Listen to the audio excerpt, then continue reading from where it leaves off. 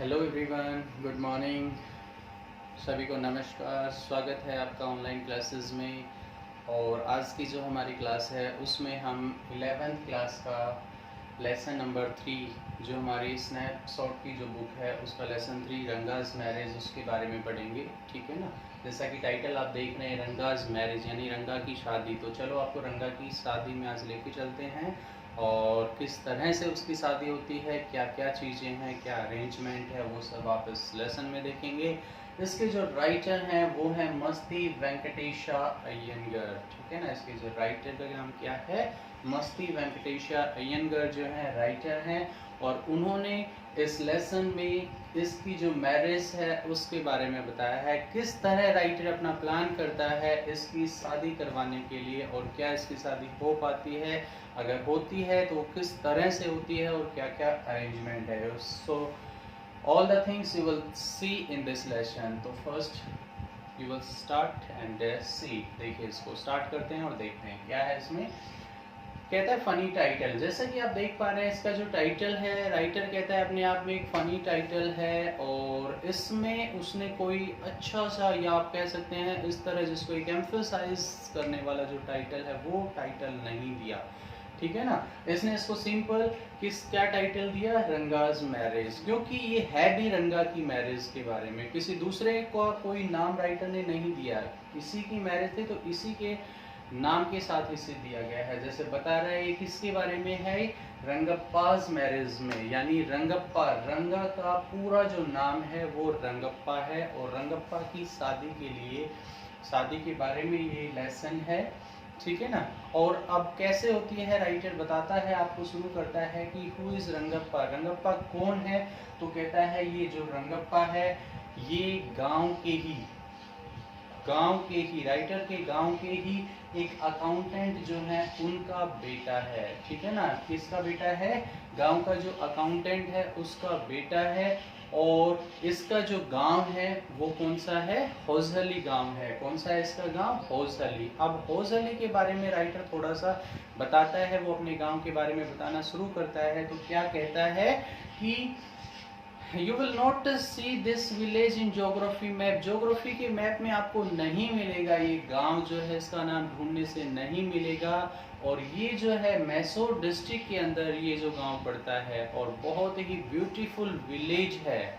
Even वो क्या बताता है उसमें कि जो ब्रिटिशर्स आए थे, अंग्रेज जब आए थे तो उन्होंने क्या किया था, यहाँ पे जब राज किया था तो उनको भी कभी ये गांव के बारे में पता ही नहीं चला। It means he is saying that even the Britishers was not able to find the village in their map in the होजहली। होजहली जो गांव है उसको वो ढूंढने में एबल नहीं हो पाए थे। ठीक है ना। और आगे बात करता है तो क्या कहता है कि उसका जो गांव है ना उसमें मैंगो के बहुत सारे ट्रीज मिलते हैं। किस चीज़ के बहुत सारे ट्री मिलते हैं, मैंगो के जो बहुत सारे ट्रीज मिलते हैं। और उन ट्री पे इतने सारे मैंगो लगते हैं जिनको अगर आप उसको खाने में यूज़ करते हैं या उनकी चटनी बनाने में उसको यूज़ करते हैं कच्चे मैंगो की, तो वो कहता है अपने आप में एक अलग ही टेस्ट देती है। ठीक है। फिर बताता है, कहता है वहाँ पे एक क्या है, पौंड है, एक छोटा सा तालाब है और उसके बिल्कुल किनारे के ऊपर एक बड़ी सी क्रीपर इन द सेंस एक बेल लगी हुई है जिसके जो लीव्स हैं, है साइज में काफ़ी बड़े हैं। और उन दो लीव्स को एक साथ अगर जोड़ा जाता है तो एक आदमी के खाने की जो प्लेट है वो रेडी हो जाती है। ठीक है ना। और अब वो क्या कहता है, इस तरह की बातें बताने के बाद ही is saying that I will not tell you all the thing related to my village. मेरे गांव की ज़्यादा चीज़ों के बारे में नहीं बताऊंगा, बहुत सारी चीज़ें हैं। If you want to know more about village Hosahalli, अगर तुम ज़्यादा जानने की कोशिश करना या जानना चाहते हैं तो आपको you have to visit the village Hosahalli. It is in Mysore district Karnataka. ठीक है ना। वहाँ पे जो ये मैसूर डिस्ट्रिक्ट के अंदर है तो आप वहाँ विजिट करनी पड़ेगी। ठीक है। इतना उसने गांव के बारे में बताया। समझ आया, क्लियर है यहाँ तक। आगे बात करता हूँ अब क्या होता है। देखिए अगला जो हमारा पॉइंट आता है रंगाज होम कमिंग के बारे में है। किस चीज़ के बारे में है, रंगाज होम कमिंग, यानी रंगा का घर पर पहुंचना।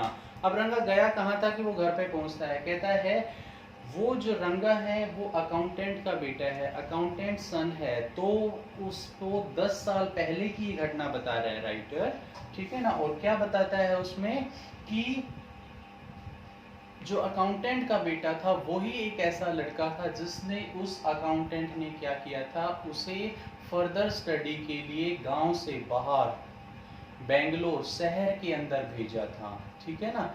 और वहां के जो लोग थे वो इस चीज को बहुत ही बड़े लेवल पे मानते थे कि जो लड़का है गांव से बाहर शहर में पढ़ने के लिए गया है, तो जब वो वापस आएगा तो वो शायद बिल्कुल ही चेंज होके आएगा, बदल के आएगा, ठीक है ना।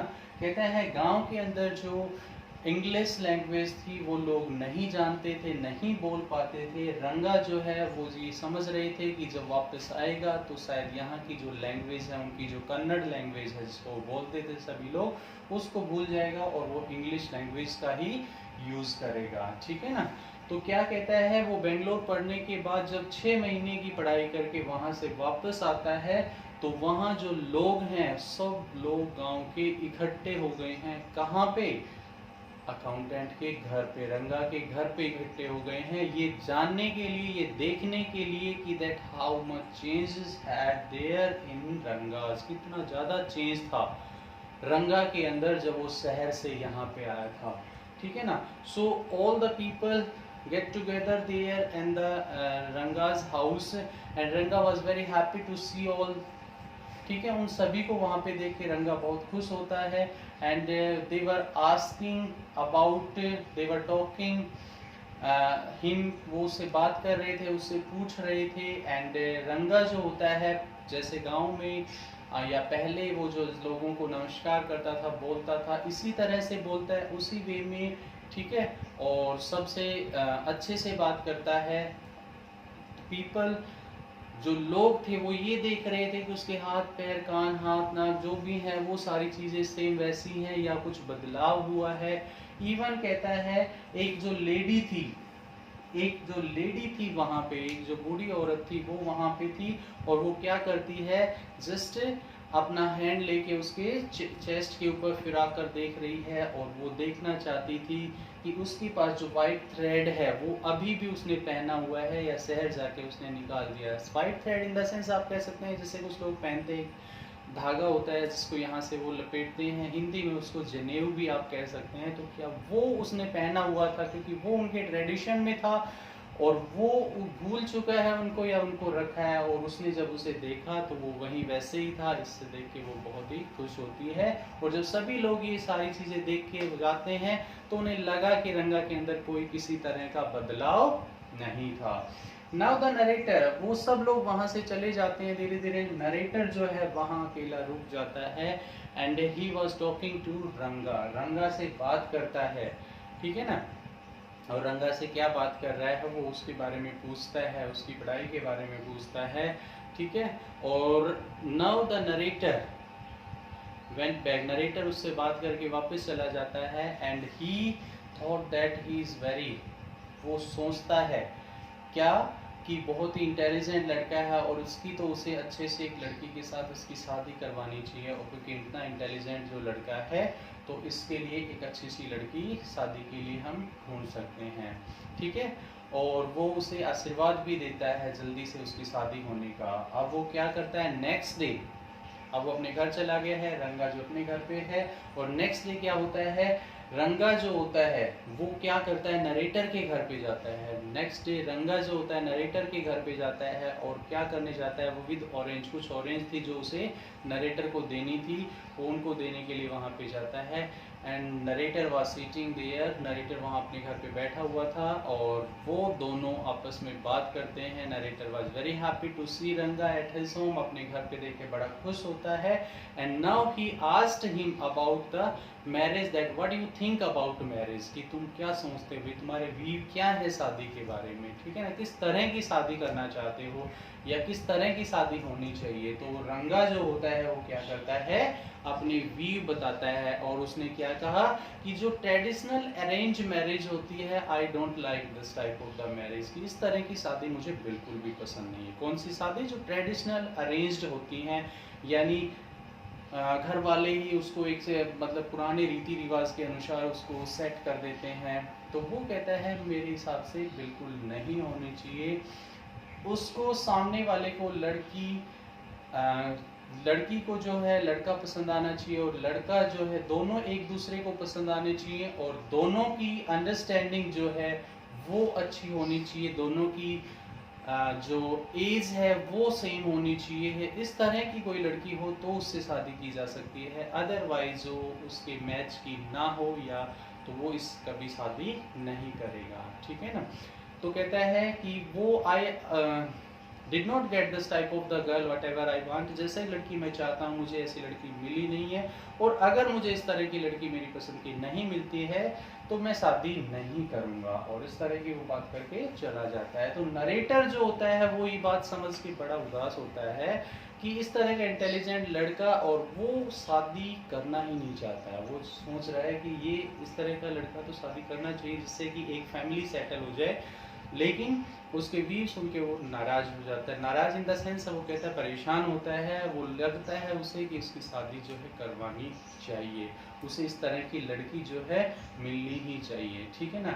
सो ही टुक अ प्लान, वो एक ग्रेट प्लान, अब वो प्लान तैयार करता है इसकी शादी करवाने का, ठीक है। और वो किसके साथ उसकी शादी करवाना चाहता है, कहता है नरेटर का प्लान शुरू होता है यहाँ पे उसकी शादी, क्योंकि वो तो ये मानता था कि उसकी पसंद की अगर लड़की नहीं मिली तो वो कभी शादी ही नहीं करेगा, बट नरेटर चाहता है कि इस तरह का इंटेलिजेंट लड़का शादी करना जरूरी है उसके लिए। सो ही टुक अ प्लान, उसने एक प्लान लिया और एक प्लान सोचा, और वो जो उसके पड़ोस में जो रामा राव हैं, ठीक है ना, रामा राव जो हैं उसकी जो भतीजी है रत्ना, उसके साथ उसकी शादी का प्लान तय करते हैं। अब रत्ना के बारे में अगर हम थोड़ा सा जाने तो she was 11 years old and her parents had died, उसके पेरेंट्स जो मर चुके थे, and she came here from the city, वो शहर से यहाँ पे आई थी। क्या कहता है, 11 साल की लड़की है, बहुत इंटेलिजेंट है, और उसे हारमोनियम वगैरह जो है वो भी अच्छे से प्ले करना आता है। वो शहर से अपने जो अंकल हैं रामा राव उनके पास वहाँ पे आई है, और गिटार और हारमोनियम जो है वो बजा लेती है, और इंटेलिजेंट भी है, ठीक है ना। तो ये सारी जो चीज़ें हैं उस लड़की में हैं, और वो नरेटर सोचता है कि इस तरह की लड़की की शादी अगर रंगा से हो जाती है तो दोनों की परफेक्ट जोड़ी रहेगी, और उसके लिए अब उसने प्लान किया। अब क्या नरेटर का जो प्लान है वो सक्सेस हो पाएगा, या नरेटर का प्लान है क्या वो सक्सेस होगा, क्या इन दोनों की शादी हो पाएगी, या रंगा जो है उस शादी के लिए मना कर देगा, ये सारी चीज़ें हम नेक्स्ट वीडियो में जानेंगे। आई होप आपको ये यहाँ तक का पार्ट जो है वो समझ आया होगा।